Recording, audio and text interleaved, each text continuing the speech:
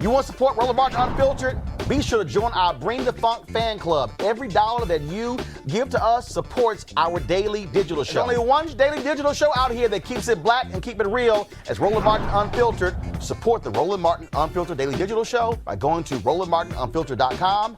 You can make this possible. The civil rights leaders are making it plain they are going to continue the mass action, the civil disobedience, to bring attention to the issue of voting rights in America. They're pledging that this will continue every single week until something changes in this country when it comes to Democrats voting for the People Act as well as the John Lewis Act. Now, some will say, I don't understand. What's the big deal? Why are you making a big deal of this? The reality is, this is a fundamental issue affecting all of us. There are those who say, well, we already fought this battle. Why are we having to deal with it again? But I need to take everybody back to the 1965 Voting Rights Act. I need people to understand, if you go back to Bloody Sunday, if you go back to Selma, what you're dealing with is you're dealing with a nation that really did not want to fully confront the issue of voting. First and foremost, there really shouldn't have been a need for the 1965 Voting Rights Act, because if you abided by the 13th, 14th, 15th Amendments, then that wouldn't be the case. But there was a sunset provision that was put into that particular law that the Voting Rights Act had to be reauthorized every 25 years. That's one of the reasons why you see this battle. Republicans typically, they had to understand what really went on, so therefore, did they really want to keep trying to filibuster the Voting Rights Act? So no, it really wasn't controversial. It wasn't that big of a deal. But the problem that we've seen now is that these scenes from 1965, these scenes that we often talk about when we talk about what happened on that bridge in Selma, this right here, folks, this right here is what we're still dealing with. What we're still dealing with is the after effects of this. We're still dealing with a nation that does not fully want to respect the rights of African Americans. We're still seeing these things happen in the South, where you have these southern states that continue to employ strategies designed to hurt African Americans. So, after the Shelby v. Holder decision, Texas immediately rushed to do what? Change the laws. Now what we've seen is it happen over and over and over again. Now what we also are witnessing across this country, we are witnessing Republican legislatures doing the exact same thing, passing new laws. Now, today, you're not seeing that. You're not seeing folks being beaten, run over with horses, beating with batons. We're not seeing, of course, the fire hoses being placed on them. No, that's not what they're doing. Now what you're seeing is you're seeing attacks on our people through the court system. You're seeing attacks on our people by lawmakers. And so what you are seeing and hearing, folks, is, okay, Democrats, what are you going to do? How are you going to stand up? Are you willing to properly challenge power? Yesterday, LaTosha Brown spoke outside of the Senate Hart Building. It's really important for you to understand the power in her voice and what she was saying. And what I want to do is I want to share that again with you because it's going to set up our discussion today. Listen to this. Time that black folks have stood up, right? Whenever we work together, when we stand for what is right, it makes a difference. We have to recognize, we have to resist when people are coming at our community, when people are trying to deny us our right, when people are trying to deny us our humanity, it is up to us to take a stand. That we literally have to do something. You can't let people attack your community and there's no response. So we are here. We will be here every single week. That we've got to be here because we're not going to go back. That our people have fought too long. There are folks who have died. That where I'm from in Selma, Alabama, on the Edmund Pettus Bridge, where our people literally gave their lives, right, and were beat, and we have blood still on the bridge because we stood for the right to vote. This place literally does not have the right to undermine our democracy. This place does not have the right to undermine our humanity. We're standing here not because we believe in a system. We believe in us, and we believe in our own agency. And we believe that in our agency, we have the right to make a decision. Any decision being made about me and my family, I have to be a part of that decision-making process. And so anybody that's watching this, every day, there are decisions that are being made in this place that are impacting our children, that are impacting our families, that are impacting our community. And you have a responsibility to stand for it. You have a responsibility to stand for what it is that you believe in. So no, this isn't a matter of what is right or what should you do or does it matter or not. Anytime I'm operating in the fullness of my power, because God gave me that, not the U.S. Constitution. It is God that says that I have agency, that gave me that, because my life matters. And all the people in my community, our lives matter. And if we believe that, we have to stand on it. We have to act on it. And so that's why we're here at the Senate. And we'll continue to go to the Senate. And we'll go to the White House. And we'll go to the Congress. And we'll go to the streets. We're going to go wherever it's going to take for us to go, because we ain't going back. Yeah, Well, today they did that. There were a group of black women who went to the White House today. They met with Vice President Kamala Harris. In a moment, we're going to be talking with Melanie Campbell, who is going to bring us up to date on exactly what took place in that meeting, what they're going to do next. But I dare say what has to happen right now is, this is on President Joe Biden. Let me say this again. This right now is not on Vice President Kamala Harris. Now, there's somebody who's listening who's saying, well, I mean, are you simply giving her a pass? No. But President Biden, he wanted the job. This is where presidents must stand up. This is where presidents must be willing to use their power. See, you can't want the office but not accept the responsibility that comes with it, which means that this president needs to be going down to Texas. This president needs to be calling Senator Kristen Sinema of Arizona and Senator Joe Manchin to the White House and leaning on them and saying, enough is enough. I need you to stand with me and with the people who put me in office. Will they do that? We'll see. Joining us right now is the leader of the National Coalition on Black Civic Participation, and also the convener of the Black Women's Roundtable, Melanie Campbell. Melanie, glad to have you back. Thank you, Roland. You were one of the folks who was arrested on yesterday. First and foremost, you had the meeting with the White House today. How did that meeting go with Vice President Kamala Harris? I think it was a really engaging conversation, Roland. She was more listening, but we also met with some of the other staff, Cedric and others from both the president's senior team and vice president team. I think was really important because it is truly you get one president at a time, and as well as vice president at a time. So it was good to have both in the meeting. And President Biden did stop through. Thanks, the sisters. Thanks for coming.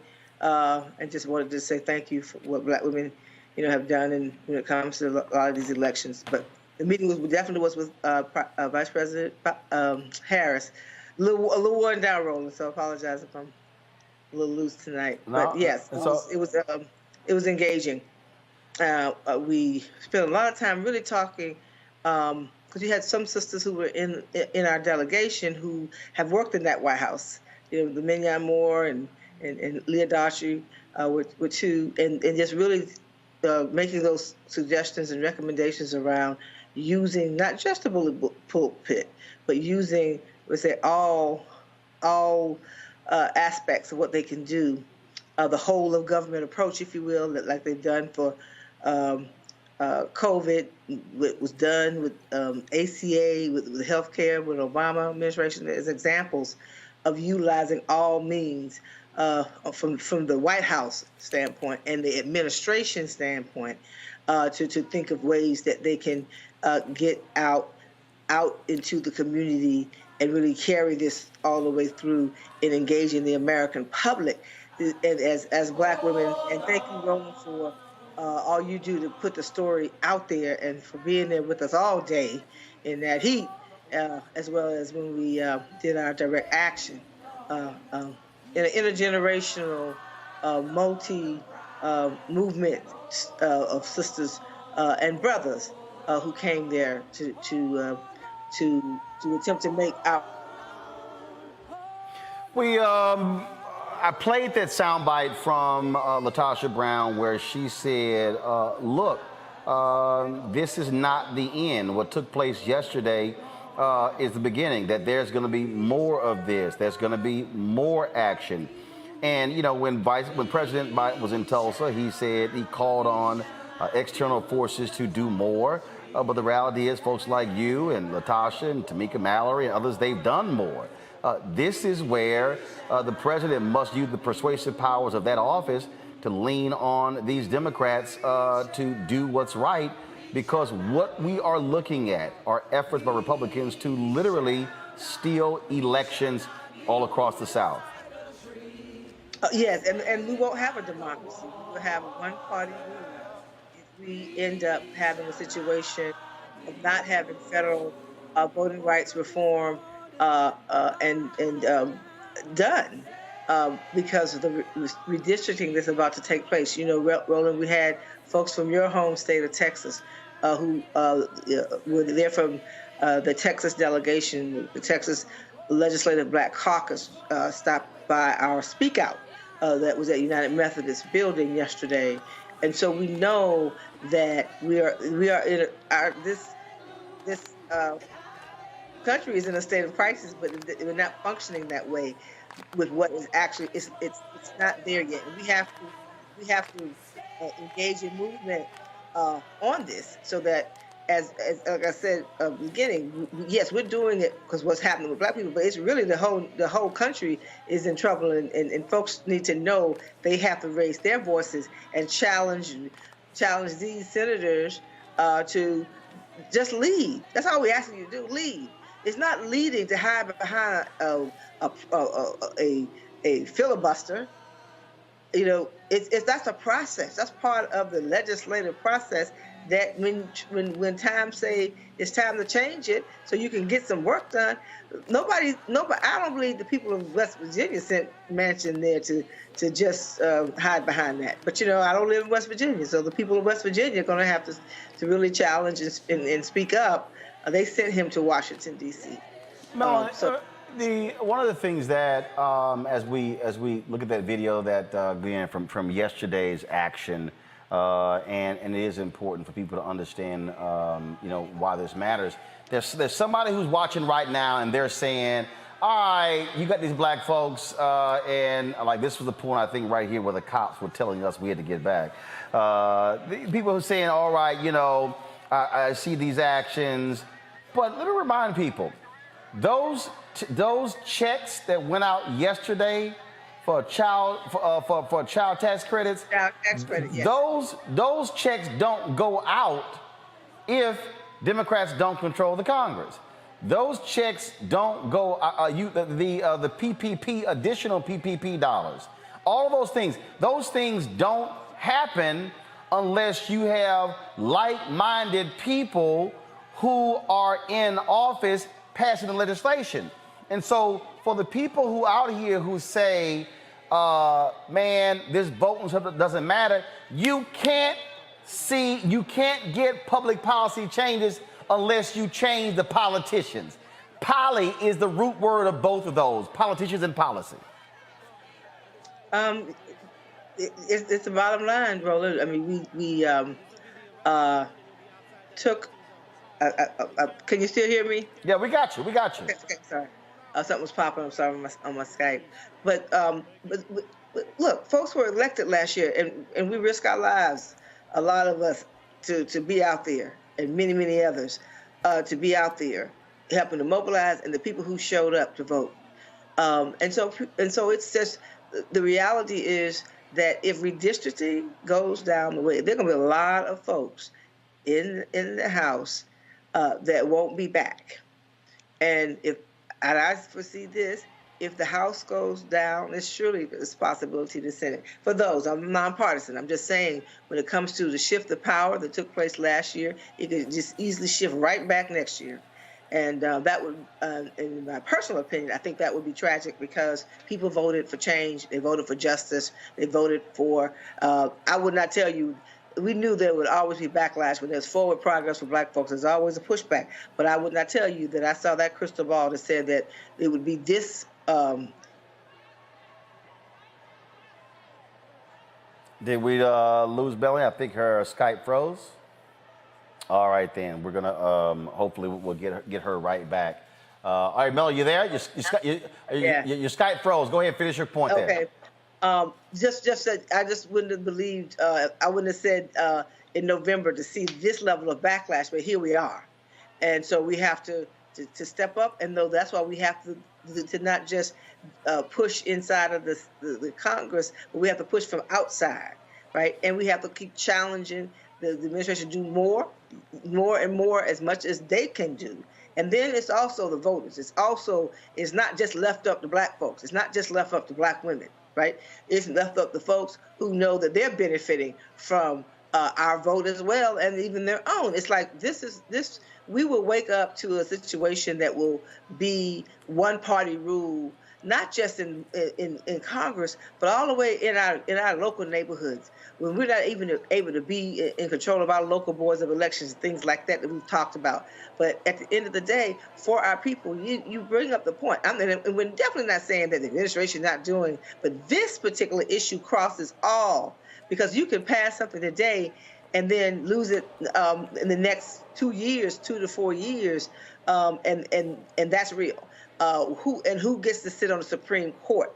Who doesn't seem to be interested in voting rights these days? Again, from 2013 to what happened 2 weeks ago with that Arizona case. And so we know, and my sister Cheryl Knife breaks it down better than anybody I know, when you look at the history in this country when it comes to our voting rights, when we always have had to have federal intervention.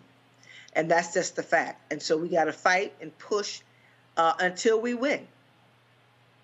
One of the things that I want you to speak to, the key to having different voices out there, especially young voices, and there were young sisters who spoke yesterday who made it clear that this fight is also ours.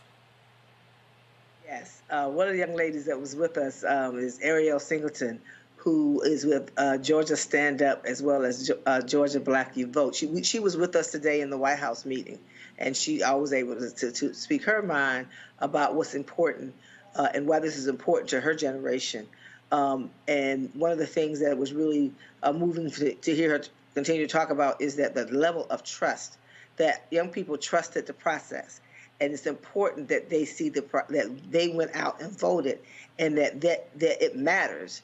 And so that was a real concern she kept raising yesterday and again today in the White House meeting, and that young people need to see that this does make a difference, and to see voting rights attacked like that says, well, what was the point of all of that if we all weren't going to move on, and then to see voting rights being attacked and nothing being able to be done doesn't make sense. Where are these white folks? Because I've been making the point that the laws that they're targeting young white voters too. And so where are they? Who is talking to these young white folks to say, this ain't just us they're targeting college campuses. They're closing down early voting locations on college campuses. This is not just a Black thing. True. And I don't know. Who's talking to them? Is there a group that's dealing with them? Yes. I can speak. I know this week on a serious note, I know you're serious about what you asked, but I know some of the groups that we are building this whole movement around that we're embarked on is Vote a Latino, with Maria Teresa Kumar. And Christine Chin was out there with API Vote, because when Georgia, there were also a lot of Latinos as well as Asian Pacific Islanders, and there was some level of also multiracial coalitions work being done in Georgia as an example. But it's going to take. Like I said, this fight is not just, and we're trying to build this in a way, Roland, with what we're doing as a part of, because we know there's a lot of work been done and being done. So this is not saying, well, oh, we showed up this week and this is because everything. We tried to bring in all of us who are doing work as much as possible to collaborate, to partner, to really connect the dots, because this is a hard. It is, and it is not an easy one. Melanie Campbell, we certainly appreciate it. Thank you very much for joining us. Keep up the good work. Let's go to my panel, Dr. Nyambe Carter, Howard University, Department of Political Science, Faraji Muhammad, radio and TV host, Michael Imhotep, host the African History Network show. Dr. Carter, Nyambe, I want to start with you. The point there is more to be done. We can't just give up.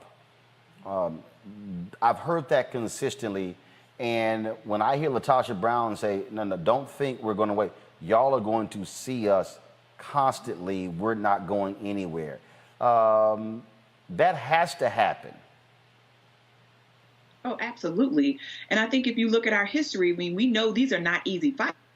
They don't take 1 year or two. They can take centuries. And I think one thing we know from Black people is we've shown that we are in it for the long haul. And we just lost, one of our premier sort of examples of this, is Gloria Richardson, who just passed away, right? You don't say no, or you don't walk away because it's difficult, or because people are threatening you, or because people want to try to dissuade you. That's all this is an attempt to frustrate.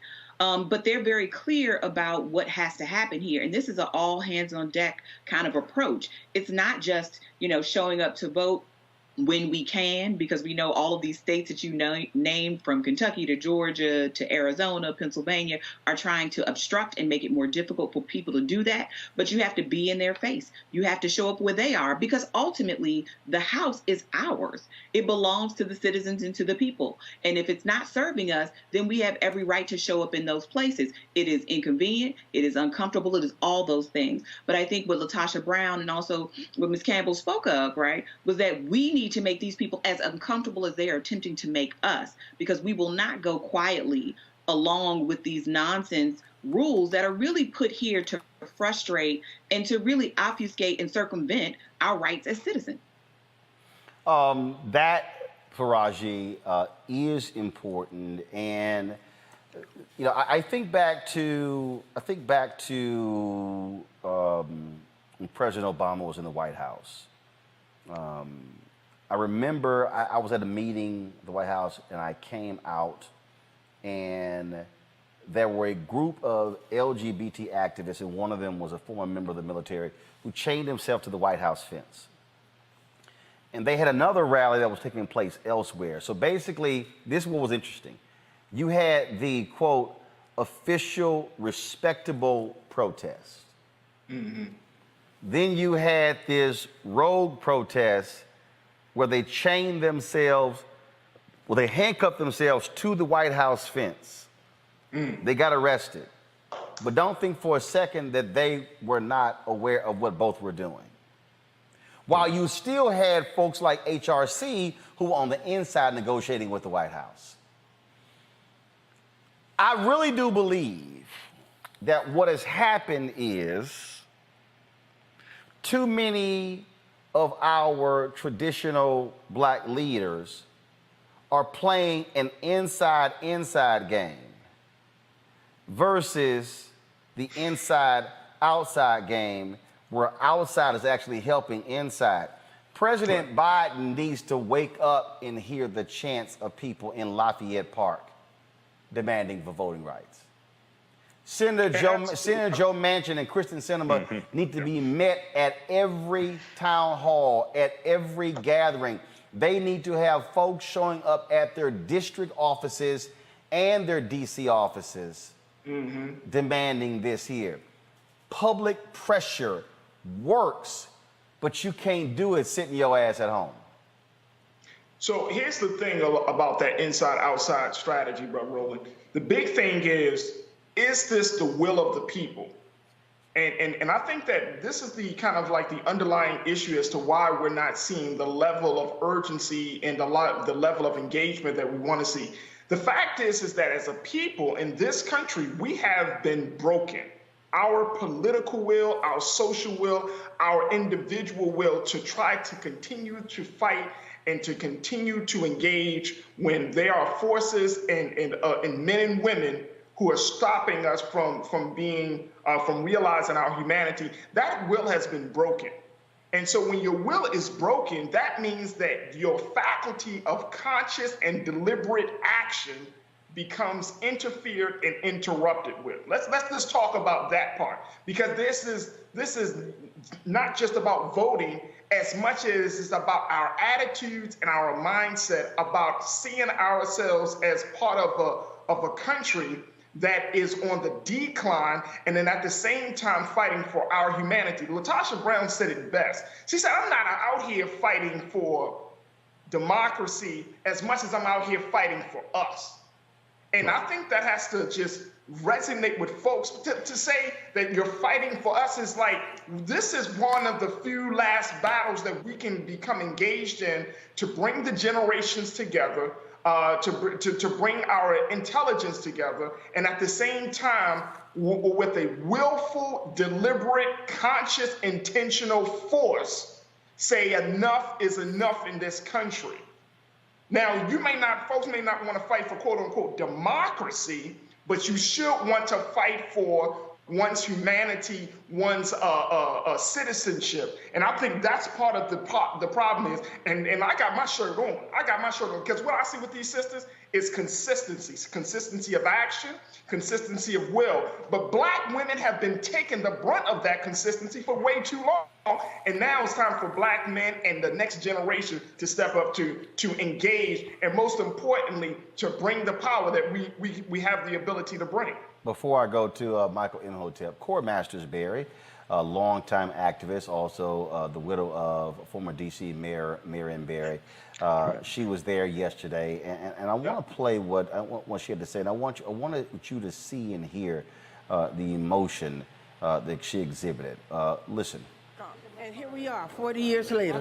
Will you be back at the Senate? I will be back Yes, as long as I can. This is what I'm democracy so angry. looks like. This is what democracy looks like. This is what democracy looks like. This is what democracy looks like. Keep fighting. This is what democracy looks Don't like. give up. This is what democracy Don't back looks down. like. This is what democracy Keep coming. looks like. This is what democracy looks like. This is what democracy looks like. This is what democracy looks like. This is what democracy looks like. This is what democracy looks like. This is what democracy looks like. This is what 40 democracy years looks ago. like.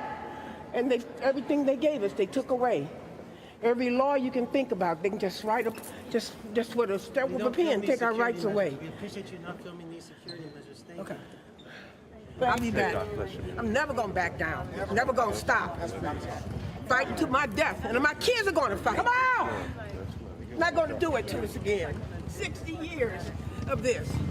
All the bills, 13, 14, 15th Amendment, 1964, 65. And we're back here again? Are you kidding me? I'm madder than I've ever been. Death or vote.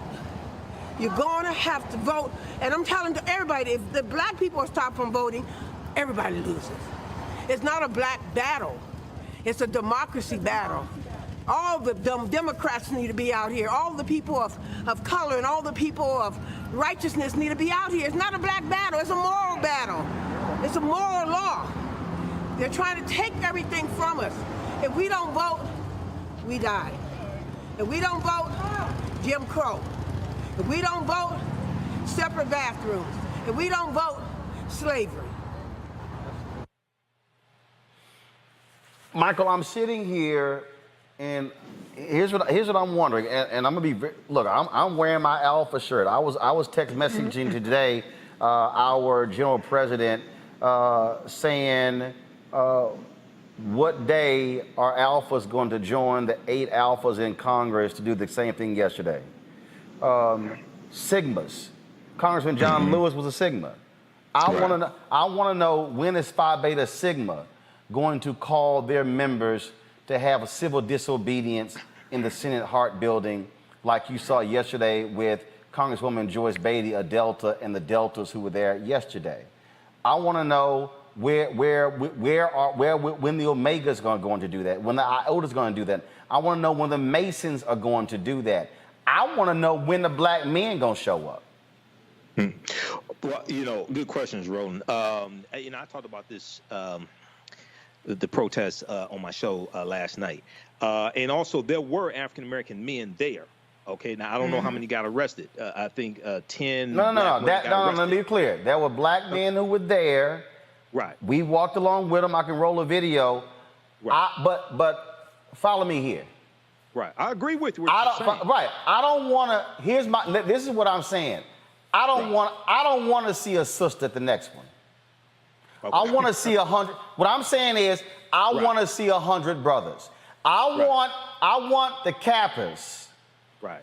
To say to the Kappas who are in Congress, we gonna stand with you and we gonna have 100, 200, 300 there. I want the Masons to be there saying the same thing. I want the Alpha saying we gonna pick this Thursday. I'm saying, what I'm saying is, I don't just want to hear brothers make statements or send out press releases. I want to see them on the front line. Oh no, I agree with that. I agree with that, and the show of force from those organizations as well. In their colors. In their colors, absolutely. I agree with that. It's a few things here. I talked about this on my show last night. The first question I asked is, why were these sisters arrested and the domestic terrorists on January 6th weren't arrested? Who attacked the U.S. Capitol building? That's the first question I asked, number one. Secondly, when you talk to Melanie Campbell about where the white people, one of the critical things here, and we talked about this last Friday, Roland, is we have got to expand this beyond just, in general, a black thing. Because, see, when we talk about the 1965 Voting Rights Act, that automatically gets associated with African Americans. But what is at stake for white college students? What is at stake for elderly white people who vote through mail-in ballots? What is at stake for Latinos and Asian Americans? Largely in this conversation is not talked about. So we have to expand that conversation beyond that and have that outreach to those different groups that are also affected. Because it's the Voting Rights Act gets associated with Dr. King, John Lewis, things like this. Secondly, you talked about it here. I talked about it on my show. Wednesday, 150 plus corporations signed onto a letter supporting the John Lewis Voting Rights Act. But what they didn't say is, any Republicans that vote for these voter restriction bills, we're not going to give you any more funding. That's what I'm, see that, your letter don't mean a damn thing if you keep sending a check. Exactly. So now look at this. Compare the stance from corporations that they took Wednesday in that letter. And that's a little start, but we got to go harder. Compare that to the stance they took with the Indiana transgender bathroom bill in 2015, when corporations were talking about canceling conferences in the state of Indiana. NCAA came out, all these corporations came out, they were talking about withdrawing economic support. Not only did they do this, if you go study what happened, Mike Pence was the governor of Indiana. Corporations put so much economic pressure on Indiana, the state legislature within a week changed the law.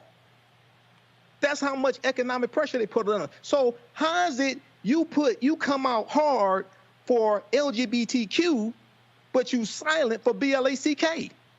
And the same thing with North Carolina. When North Carolina had their transgender bathroom bill, you saw corporations take a much harder stance. So the second thing that has to happen is we have to collectively put our foot up the ass of these corporations that are taking these little baby steps. When we see a history of them taking a much more stronger stance when it comes to transgender people choosing which bathroom they want to use. And lastly, to piggyback on or piggyback on Faraji's point, the reason why many of our people don't fight back is because many of our people don't think that we're fighting for. So we got to deal with the self-esteem issue and how we see ourselves as well. Bottom line, folks, is the pressure has to continue. Otherwise, and we can't give up. I don't care if you talk about giving up. Well, bottom line is that simply cannot happen because that has not been the case for black folks. Folks, back to that Roland Martin unfiltered video in just one moment. Racial injustice is a scourge on this nation, and the black community has felt it for generations. We have an obligation to do something about it. Whether it's canceling student debt, increasing the minimum wage, or investing in black-owned businesses, the black community deserves so much better. I'm Nina Turner, and I'm running for Congress to do something about it.